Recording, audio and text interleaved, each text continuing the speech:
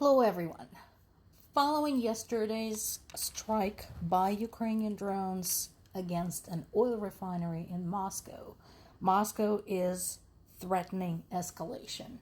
And a lot of us who have been following this war, who know of all of the atrocities committed by the Russian government and Russian military in Ukraine, basically are going,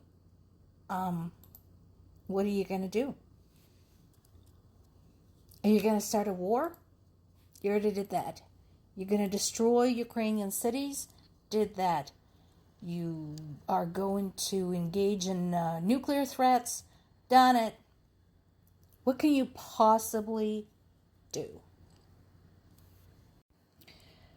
Meanwhile, there are more really excellent articles talking about, once again, the global impact of the war in Ukraine, and also a demonstration of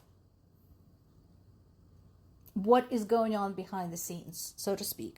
This particular piece in Kyiv Independent from today talks about the ongoing connection between some of the European companies and Russia, which enables Russia to continue carrying on with this war.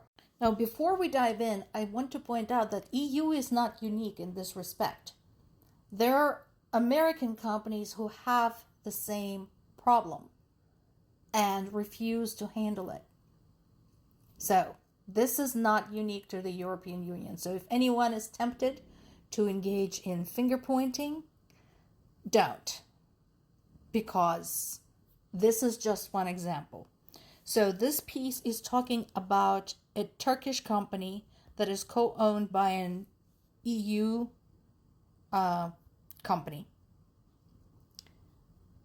Ships EU-made equipment to Russian defense factories, despite the European export restrictions. Why does it work? Because Turkey is not yet part of the European Union. It had applied,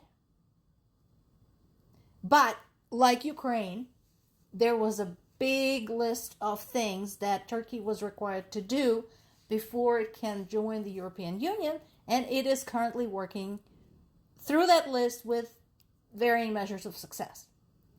So, even though the company is co-owned by an EU national conglomerate, that is still a loophole, because technically the stuff is coming out of Turkey. Now, the question becomes, why would Turkey engage in something so dicey? Turkey always had an interesting relationship with Russia. They're certainly not friends, but once again, Turkish leader Erdogan is an extremely ambitious, power-hungry, self-centered man. And so he will cash in where he has an opportunity to cash in, which is exactly what he's doing.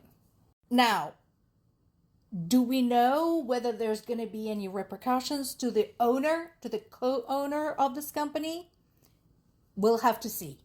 The owner is Dutch, and the Netherlands is part of the European Union. And so he is now basically implicated in helping supply banned equipment to Russia. And that is based on the customs records. So we'll have to see. And I'll be interested to see the consequences for this. But once again, I want to emphasize, this is not just EU, and this is not just Netherlands. This kind of going behind the scenes, under the counter, all of that, this is going on for years now. And not just during the full-scale invasion, but since the annexation of Crimea. Because that was when the EU and the US both started introducing really heavy sanctions against Russia. There is some progress again with the aid to Ukraine from the Western allies following the most recent G7 summit, which is always a good thing. As many analysts have remarked, receiving the aid has been one of the hardest things because everything is just so slow. It just takes forever to approve things, and especially when domestic politics gets involved, like it does in the United States, and every single day counts. So people can die. So this is progress, much appreciated. Why is this defense package so important? Because it includes the air defense missiles, drones, and artillery. All the things that Ukraine desperately needs. Because let's not forget, Russia is still pounding the hell out of Ukraine. Okay, that hasn't stopped. Everything you see Ukraine doing, everything you see Ukraine accomplishing is under fire. So none of that stopped, and so Ukraine still needs the ability not just to pound away at Russia, but also protect its own citizens. And that has been difficult without the air defense equipment. The $1 billion worth of drones is basically a supplement. So Ukraine continues working tirelessly on developing and manufacturing its own weapons because it is very clearly understood that it just can't always rely on somebody else, because it takes one election, one swing for the help to just disappear. So this is not something that Ukraine relies on 100%. This is just to, create some additional padding, since Ukraine is using up a lot of drones. Now, again, people are going to ask, what's in it for us? In it for you, again, all of the design specs, all of the manufacturing expertise, basically everything that Ukrainians have achieved in weapons development over the last 4.5 years is being offered to the Western allies on a platter. Consider the amount of effort that goes into that sort of thing, especially considering the fast evolution of the weapons. And there's your answer.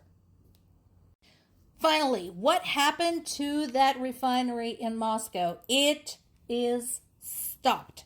It is not working right now. So after that large-scale attack by Ukrainian drones, the oil refinery in Moscow has become completely not functional. They have shut down operations indefinitely. Now, again, they're trying to put a spin on it. Oh, we can fix it. Oh, it's not a big problem, and so on and so forth. No, it's going to take a while, especially considering how long in general it takes to fix things in Russia. Not a fast process. In addition, Ukrainian forces had struck railway bridges and other military targets in the occupied territories, including Crimea. So the campaign to basically make the occupied territories in Crimea unbearable for Russia continues. And I'm sure we're going to hear more on that subject in the coming weeks. More to come.